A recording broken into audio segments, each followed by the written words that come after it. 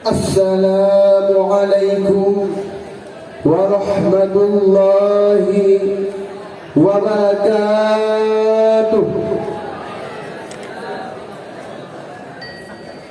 Hamdan syukran lillah, salatan wa salaman daiman ala rasulillah wa ala alihi wa sahbihi wa mawalah. Ashhadu an la ilaha illallah wahdahu la syarika lah wa ashhadu anna sayyidana Muhammadan abduhu wa rasuluh la nabiyya ba'dah. Faqala Allah ta'ala fil Qur'anil Karim, a'udzu billahi minasy syaithanir rajim. Bismillahirrahmanirrahim. Nahnu naqussu 'alaika naba'ahum bil haqqi fityatun amanu bi rabbihim wa zidnahum huda. Shadaqallahul 'azim. Allahumma rabbi shrah li sadri wa yassir li amri wahlul 'uqdatam min lisani yafqahu qawli. Amin ya rabbal alamin. Amma ba'd. Ta'zim walikumah sayang kepada abunda rohani kita bersama, Umi sekeluarga, diiringi dengan seluruh dewan guru yang ada di dalam daerah Bustani Huda, khususnya kepada Dewan Hakim yang arif lagi bijaksana, dan yang saya cintai, yang saya sayangi, kepada seluruh hadirin yang dimuliakan oleh Allah Subhanahu wa taala. Ma'asyiral muslimin, Dewan Hakim yang dimuliakan oleh Allah Subhanahu wa taala. Mengingat dunia terus berputar, masa pun berganti, peradaban dunia pun semakin berubah-ubah. Di saat semarak dunia teknologi ini, peradaban dunia pun semakin canggih. Berbeda dari zaman Islam yang kafah, menjadi kehidupan yang berteknologi, yang jauh daripada implementing of Islam. Yang mana Aceh yang dulunya bermayoritas penduduknya Islam, bahkan dijuluki dengan Serambi Mekah, akan tetapi sekarang sudah merasa pudar rasa keislamannya, terutama di kalangan pemuda dan pemudi Aceh. Semakin hari semakin banyak kasus yang bertambah, pembunuhan, perampokan, pencurian, bahkan pemerkosaan. Ini penyebabnya apa? Jawabannya adalah kurangnya iman di dalam jiwa, kurangnya ilmu di dalam dada, kurangnya takwa dalam kehidupan sehari-hari, sehingga kejahatan dengan mudah-mudah saja dipraktikkan oleh mereka. Maka pada kesempatan yang singkat ini, Al-Fakir ingin menyampaikan satu syarahan yang berjudul Pemuda dan Remaja sebagai generasi penerus bangsa dan agama. Ma'asyiral muslimin, Dewan Hakim yang dimuliakan oleh Allah Subhanahu wa taala. Kalau kita berbicara tentang pemuda, maka sama artinya kita berbicara tentang kekuatan. Kalau kita berbicara tentang pemuda, maka sama artinya kita berbicara tentang kehebatan. Kalau kita berbicara tentang pemuda, maka sama artinya kita berbicara tentang kekompakan. Kenapa demikian? Karena sesuai dengan dalam hikmah para ulama, himmatur rijal tasqutul jibal. Cita-cita seorang pemuda dapat meruntuhkan gunung yang tinggi. Kalau pemuda sudah bersatu, kalau pemuda sudah kompak, kalau pemuda sudah menyerahkan semua kekuatannya, maka segala persoalan dan permasalahan dengan mudah-mudah saja terselesaikan oleh para pemuda. Ma'asyiral muslimin, Dewan Hakim yang dimuliakan oleh Allah Subhanahu wa taala. Pun jikalau kita membuka kembali lembaran-lembaran sejarah perjuangannya Rasulullah SAW dalam menyebarluaskan agama Islam, maka tidak pernah terlepas dari peran pemuda. Antara lain, seorang remaja yang baru berusia 8 tahun akan tetapi selalu ikut serta dalam peperangan besar Bahkan di umurnya 18 tahun mendapat kepercayaan daripada Rasulullah yang luar biasa. Apa kepercayaannya? Apa amanahnya? Yaitu menjadi panglima perang melawan pasukan Romawi. Siapakah beliau? Beliau adalah Usamah bin Zaid. Bahkan di saat terjadinya peperangan yang super dahsyat, yang mana jumlah musuh orang kafir yang terlalu banyak dibandingkan dengan orang Islam, pada saat itu, pada ketika itu, orang Islam mulai ketakutan, mulai kekhawatiran. Maka lahirlah ide cemerlang dari seorang pemuda untuk membuat satu jebakan baru, jebakan untuk melawan musuh. Siapakah beliau? Beliau adalah Salman Al-Farisi.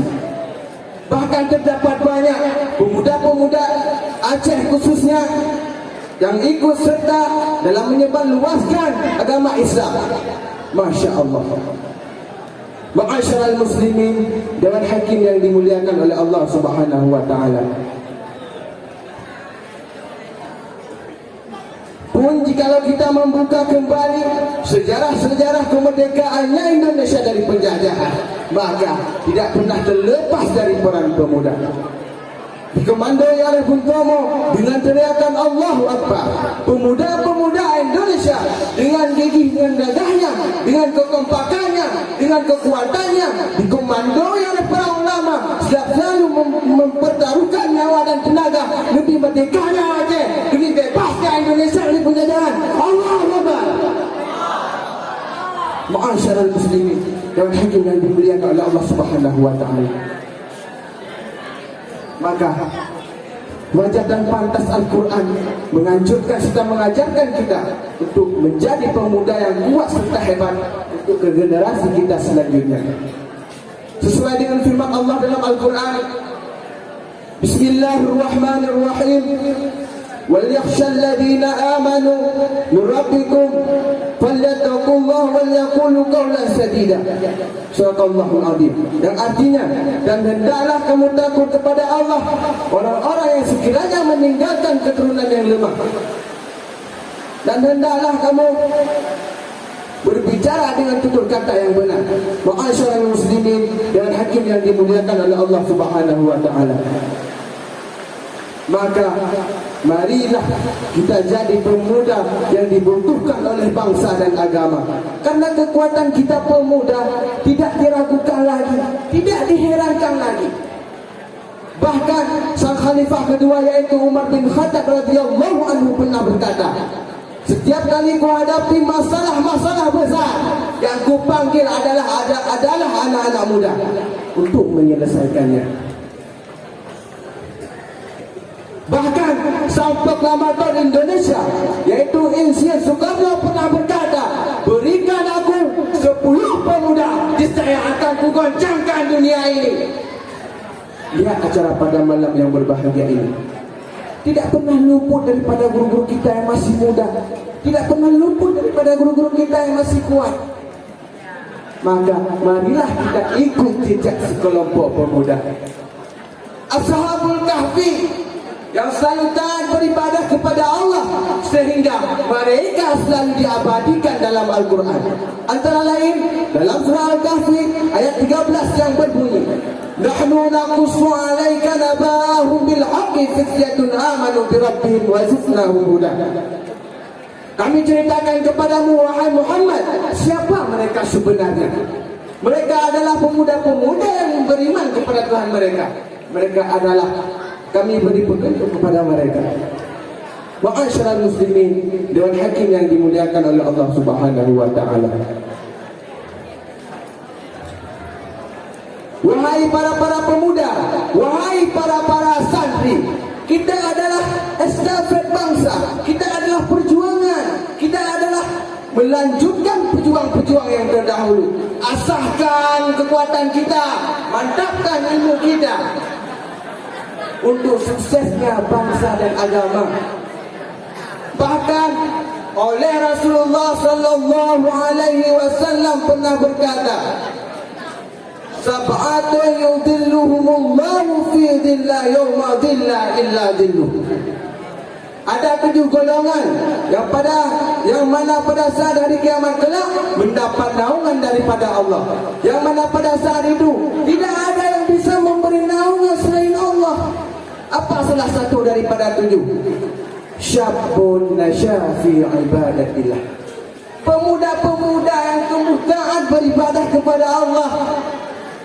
Maka kita pada malam yang berbahagia ini, andai kita tumbuh taat beribadah kepada Allah, maka termasuk orang-orang yang mendapat naungan daripada Allah Subhanahu wa taala. Ma'asyiral muslimin, dewan hakim yang dimuliakan oleh Allah Subhanahu wa taala.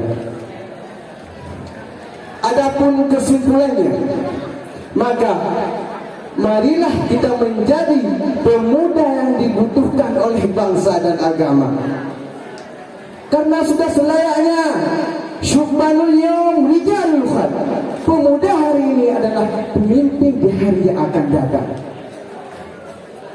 Maka pergunakanlah masa mudamu dengan sebaik-baik mungkin.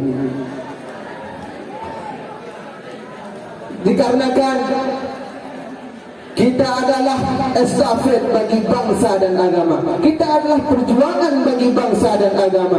Mungkin hanya sekian dan demikian yang dapat saya sampaikan. Akhirul kalam. Assalamualaikum warahmatullahi wabarakatuh. Waalaikumsalam warahmatullahi wabarakatuh. لنا والحق لنا والعدل لنا وكل لنا يا رسول الله سلام عليك يا رفيع الشام والدرجات